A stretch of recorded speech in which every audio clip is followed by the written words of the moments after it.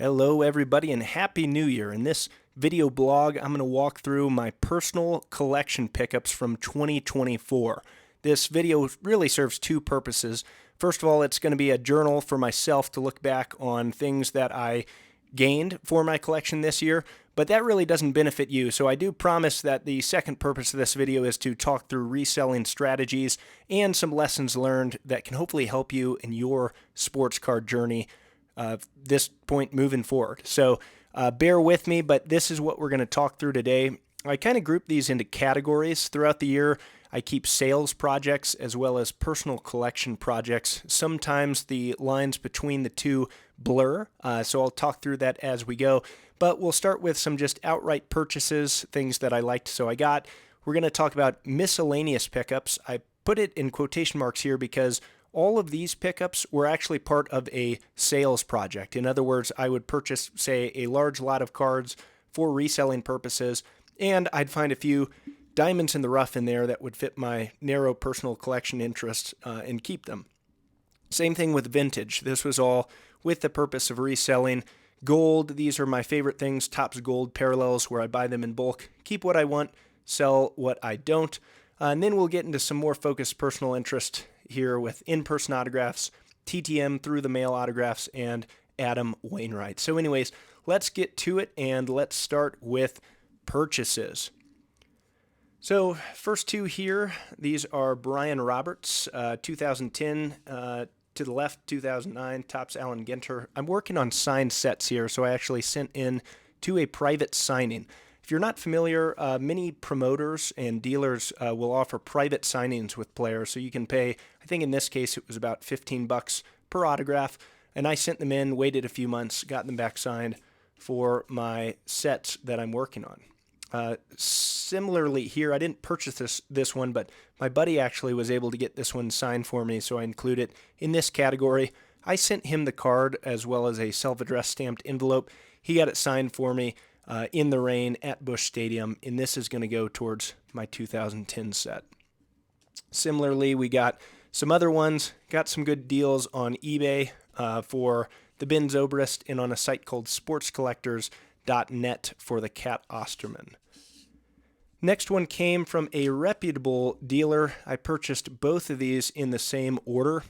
Really cool here. I had a goal this year to add several Hall of Fame items to my collection, including players that I didn't have. So Tim Raines is a new one for me. I did get Randy Johnson in person at one point, but got an okay deal on this rookie card, so figured I would pick it up. You can see the autograph is not perfect. It's a little bubbled, but one of these days I'm going to send this in for authentication and then try to resell it. From that same seller, although not on sportscollectors.net, but on eBay, I picked up these two Trevor Hoffman autographs, pretty cheap actually, definitely cheaper than if I would send to a private signing, and these will go towards my sets. And finally, in the purchases category, Hoyt Wilhelm. I liberated this from the dollar box at my local card shop. It's not authenticated, but given the low cost and the signature does look good, in my opinion, worth taking a gamble on. All right, so purchases are done. Let's go ahead and move into our miscellaneous category. This was a fun one because sometimes you never know what you're going to get, but I would make some calculated purchases on large lots and then decide what I like to keep from. So we'll talk through that. Up first, simple refractor. Can't go wrong with Topps Chrome refractors, especially from 2007. Likely future Hall of Famer Carlos Beltran. These next three are pretty fun. I actually went out and bought a 2023 Topps complete set. I bought it from Fanatics because I somehow stumbled upon a gift card, and I bought the set with the purpose of having everyone from the 2023 set available for in-person autograph opportunities. And when I opened the box, every single card, I think there were 660 of them, had these blue stars. And I was like, what the heck are these? I didn't know this, but they actually released complete set parallels, randomly sold. So each of these, while not serial numbered, has a limited print run to 299. And they're incredibly hard to find. If you look for these items available on eBay, there really aren't many for sale. And I think it's because Either they're sitting in boxes that have yet to be purchased from the complete sets, or they're in the hands of folks who don't really know what they are. So these are the only 3 of 660 that I've kept for long-term hold. But I include this in the miscellaneous category because I was not expecting to receive these blue stars. And I did real well selling off the other ones. I listed every single one on my store, which was made a lot easier by the data and automation that I use for my eBay shop.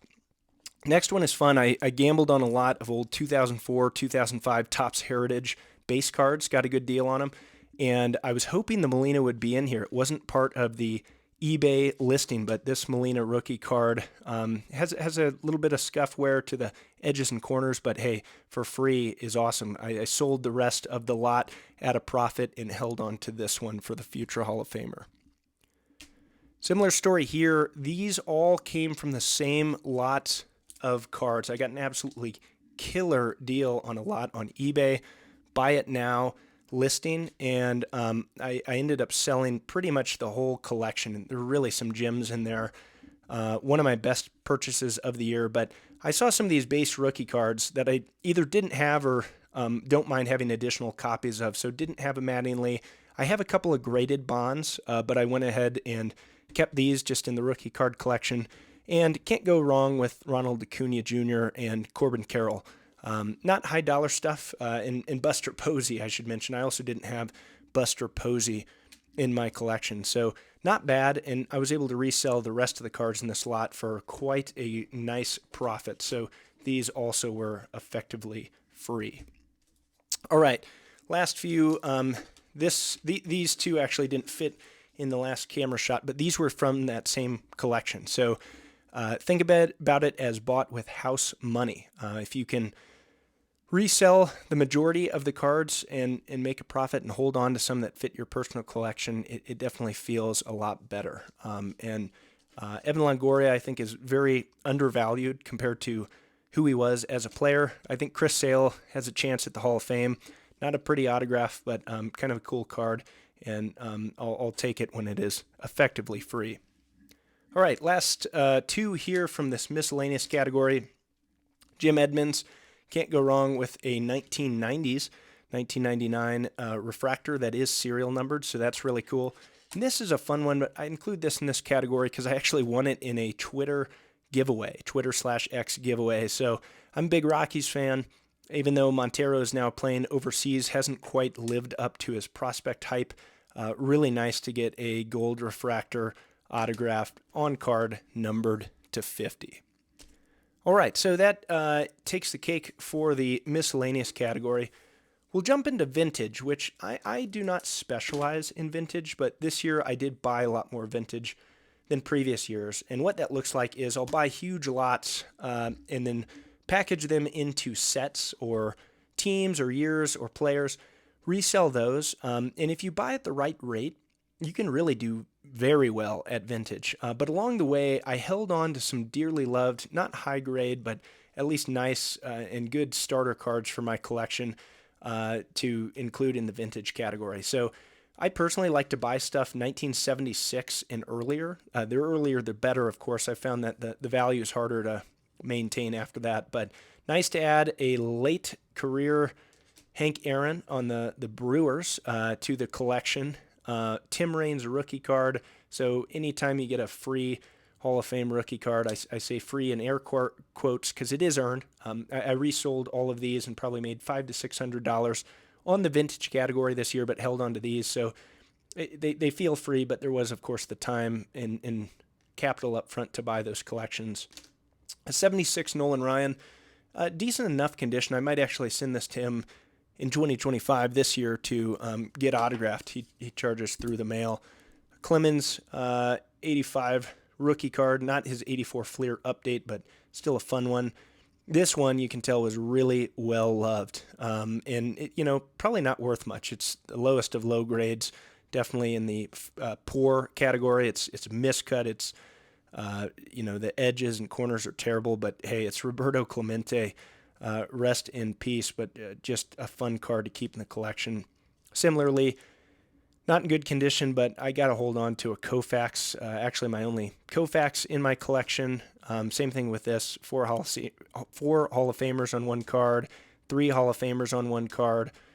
Gibson with a crease, but from a World Series win that they had, highlighting the 1967 series, so I got to hold on to that. And yet another Gibson. So these were what I held on to from the vintage category. No complaints there.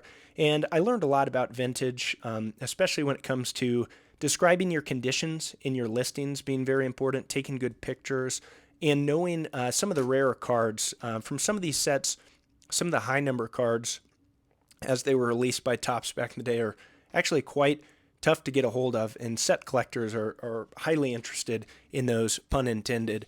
So they're good to look out for, and when you're buying vintage, you really do want to know what you're talking about. All right, the next one, this is going to take a while because I kept over 100 for myself, so I'll just flip through these. But one of my go-to strategies is to find parallel cards, specifically in this case, Topps Gold parallels. These are all numbered to the year of manufacture, and so you can see the 2017 here. This is a 2017 Topps Series 2 card, but all of these are serial numbered, so it separates them from base cards, and you can buy them in bulk. Somehow people get their hands on hundreds of these. I bought many collections of golds, and I'll dig through them. I'll list a bunch for sale. I'll hold on to them for in-person autographs, and then I'll keep the Hall of Famers and stars for myself. And I think these have a good chance of holding value or growing value long time just because of the limited print run. And even now, if you look back, the first year they did this was 2001. If you look back and try to find 2001 Topps Gold parallels, they are tricky to find. There are not too many listed, and I think that's because they're ultimately filtering to personal collections. They're getting lost in dollar boxes, and really the supply, while not crazy low, there still are 2,000 of these out there, 2,000 plus. It dwindles over time. So anyways, I'm just going to flip through these, and you can just see all of these were purchased with my reselling funds from this year. So I don't think I mentioned this clearly earlier, but I profited on cards in 2024, including absolutely everything that you're seeing today. Here's a Aroldis Chapman rookie card. He's probably going to have an uphill battle getting into the Hall of Fame, given his personal history as well as just being a reliever, which is a tough position for the Hall of Fame, but I like collecting them. And so everything you're seeing here, including this awesome Freddie Freeman 2011 Topps Gold rookie card, was acquired with gains from reselling. So it feels nice at the end of the year to walk away with all these cards and leftover funds to reinvest into 2025. This one, funny enough, I actually found someone selling an entire set of Series 1, Series 2 Topps Gold from 2011. So throughout these, flipping through these cards, you're going to see a bunch from 2011 because I have the whole flipping set. I listed all of them for sale except for about 40 or so Hall of Famers and stars that I kept, but this was the best one. I think my cost basis was around 42 cents a card for those golds in that complete set. It's really hard to find complete sets for sale, especially at the price that this seller was offering it at. So I just clicked to buy it now and took it, and I really like this Freeman. Funny enough, it showed up like 2 days after he was announced as the World Series MVP. So these go nicely with my overall gold collection, which is larger than what you're seeing here today, but these were just the ones that were added in 2024. So I want to say I ended up with like 133 that I kept for my personal collection this year. And next year, if my buying habits stay the same, it'll be hopefully more than that. Interestingly, it is, you catch up on some things when you're going through these, but Zach Greinke, for whatever reason, has 2 base cards from the 2019 set, number 222 and 661, both for the same team. Very interesting. Often you'll see different base cards from in the main Series 1 or Series 2 and update, but I don't really understand that. But 2 pictures, hey, 2 more cards to collect. So you can see just how many there are. I think the early 2000s ones, that's a 2003 Todd Helton, those are going to be tough to find here as time goes on. The newer ones, not as much, but like these two Jeters, which are in very nice condition, actually. People are like me are going to keep these in their collection, and maybe I think they're going to be tough to flip because anyone who has them listed for sale has them listed at somewhat of a high price. So I think most people won't be buying at those prices, and then the fewer there are available as time passes, they will, but maybe not just yet. Buster Posey Rookie Cup. This is another thing. 2011, they did this where they'd put two base cards, one with the Rookie Cup, one without. And so you can see number 198 and 335. Sure, I'll take it and put him in the personal collection. Pujols, wish I had more of him. He is pricey, but honestly, I think his prices should be higher than what they are. He was such a good player, especially the first 10 years of his career. Chris Sale rookie card. He won the Cy Young this year, so this was part of that 2011 complete set. Fun to add that one this season as well. Ichiro, he commands a premium. Justin Verlander, one of the few pitchers out there who commands a premium. Joey Votto, all in a Reds uniform. No Blue Jays golds of him, even though he appears in the 2024 set as Blue Jay with no major league experience under his belt. All right, last stack of golds here. If I can pick them up all at once. I went a little bit out of alphabetical order. Pat Neshek, he is one of my personal collection guys, so I always get him. He's a great person, great autograph signer through the mail, so I this year will send those to him to get signed. Kershaw, love adding him to the collection. He's an all-timer, so good to get, 4 or 5 to the collection this year. Machado's fun. He's played for a few teams. Last year I got a smoking deal on his 2013 gold rookie card, so those add nicely to the Manny Machado collection. This is fun. In February, I found a guy liquidating his David Ortiz collection on Reddit and really listed a price that I couldn't refuse just out of the gate. So he had all of these, minus maybe a couple of the All-Star Game ones and multiplayer ones, but listed all of these together along with some other cool parallels at a great price early in 2024, and I just bought them outright. I sold the duplicates and kept basically a full gold run for David Ortiz. Really fun putting those together. All right, so that is Topps Gold.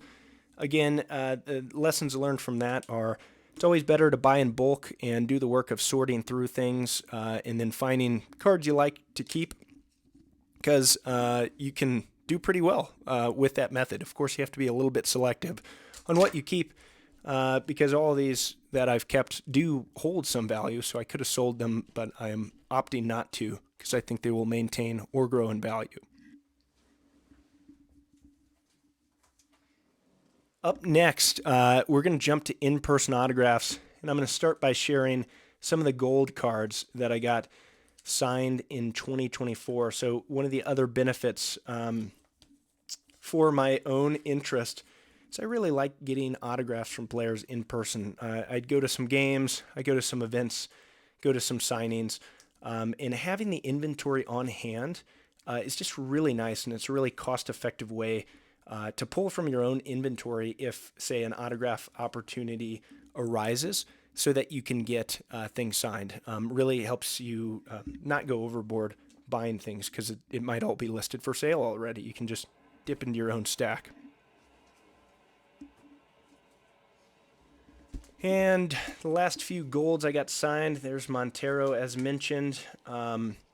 Merrill Kelly rookie card, JP.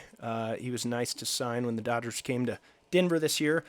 This next page of in-person autographs also represents a lesson learned about collecting. One of the reasons I was able to profit this year is I bought very, very few packs of new cards. In fact, I bought a little bit of 2023 Topps Heritage and Heritage High Number, and that was it.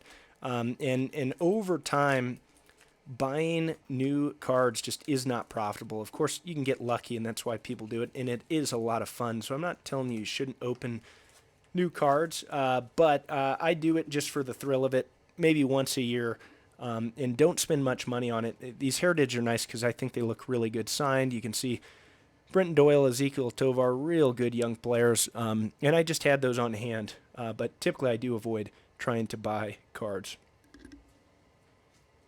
All right, this is going to take probably too long, so I'm just going to flip through these. But every single one of these I got signed in person in 2024. Now, if you've never pursued in-person autographs, here's another gold, but I include it with my Ryan Spielborg's stash. It's a lot of fun. I really enjoy the personal interactions with players like Jake Peavy. He does an event in Phoenix every February, and he's just a really nice guy. He actually plays live music at this event, which is fun. And he's a really good signer. And if you're polite and you show some respect, most of these guys will be really kind to sign, especially the retired players like Jeff Hewson. He's now a color TV guy for the Rockies. And over the course of the season, going to a bunch of games, I can ask him, once a month, just, hey, Jeff, do you mind signing few of these cards, and he's very kind to do it, and really like them for my collection. The current players are a little tougher to get. Of course, Ryan McMahon, you're seeing a big stack from. He's one of the nicest dudes in the league, just a great signer, and maybe surprising to you too, but Chris Bryant is just a wonderful guy and really nice to fans. So he's had a rough few years from a performance standpoint, but all of these he signed for me over the course of the season at Coors Field this year, and he signs pretty much every game. And if you understand players with their pregame routines, you can kind of map your schedule to theirs and find them at the right time, and they'll be willing to sign. Vizquel, he was doing an art exhibit in Miami, funny enough, when I was there. The next few, this is a personal collection interest, but 2021 Topps Heritage. I prioritize getting these signed over other cards. And the reason for that is I have the complete set, cards 1 through 725, and so it's really easy inventory to pick from. And I think they look really good signed. It's the 1972 design, and so all of these I got over the course of the year at various events, all in person. Last few from this category that I'll share with you are the top-loaded cards. The rest will go to binders. That's where they will reside once I organize them. These last few are just a bit nicer or won't hold as well in pages. So we got a Brent Doyle Refractor rookie card, Chris Bryant Image Variation from Chrome Platinum, which is a fun set. And this was probably my highlight in the in-person category, but over the course of the year at Coors Field, I was able to get all three players, Nolan Jones, Ezekiel Tovar, and Brenton Doyle, to sign this card in the same ink color. This is a stadium exclusive card, so they only sold this inside the stadium at Coors Field, and I just think it's beautiful. So that was probably my favorite overall in-person signature from the year. A lot of time spent there. It's fun going to games and events and seeing those. But you have to factor in things like transportation and ticket cost to that category.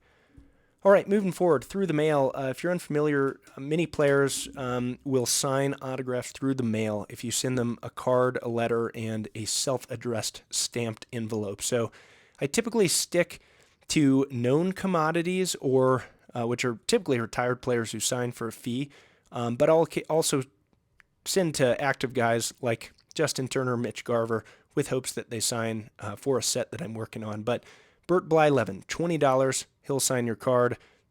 Beautiful short print. Dennis Eckersley, this card is his rookie card, and it actually came from that vintage collection that I purchased. So even though this card is worth a few bucks by itself, unsigned, it was so fun finding that in that collection, pulling it out, and then sending Eckersley this and a $10 bill for him to sign. Same thing with this Boggs. This actually came from one of my miscellaneous purchases. So I got the card effectively free and sent him his fee, and he signed a rookie card for me, and it turned out awesome. Some of the more expensive guys, relatively speaking, I sent $40 to Steve Carlton to add him first card to my collection of his, or first autograph card. And then Nolan Ryan, who is just such a beautiful signature, and his team does a really good job, the Nolan Ryan Foundation. So for $75, he signed this 1981 Topps card for me and got it back after a couple months. And that one obviously deserves a one-touch magnetic holder because I find it just really, really aesthetically pleasing. Okay, on to the last category, Adam Wainwright. He is one of my favorite players of all time. Just flip through these. Like adding numbered cards, refractors, numbered refractors, and of course the old familiar Topps Gold. I actually finished a Topps Gold run. Every single Topps Gold flagship Topps card of him from his career, all 30 of them, including multiplayer and league leaders, I now have in my collection. So next year I'll probably upgrade to Topps Black parallels or more rare ones now that I have the golds out of the way. So anyways, hope you found that enjoyable. This was a fun year, 2024 was. And the fact that I was able to add really everything that you see that we just went through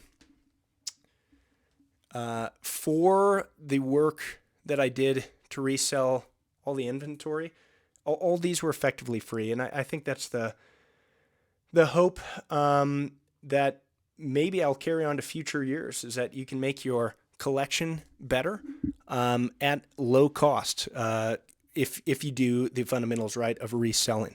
And so the last thing I'll mention here, and of course my room is totally cluttered because I've been picking up so much inventory, but pretty much all this inventory is considered paid for as well. So going into the new year, really nice to have a lot of stuff available to list, which is over here. This is all my stuff I need to list soon. And then all this stuff is listed already.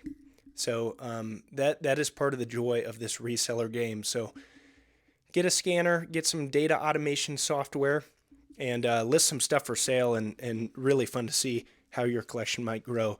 Thanks for tuning in, and we'll see you at the next video.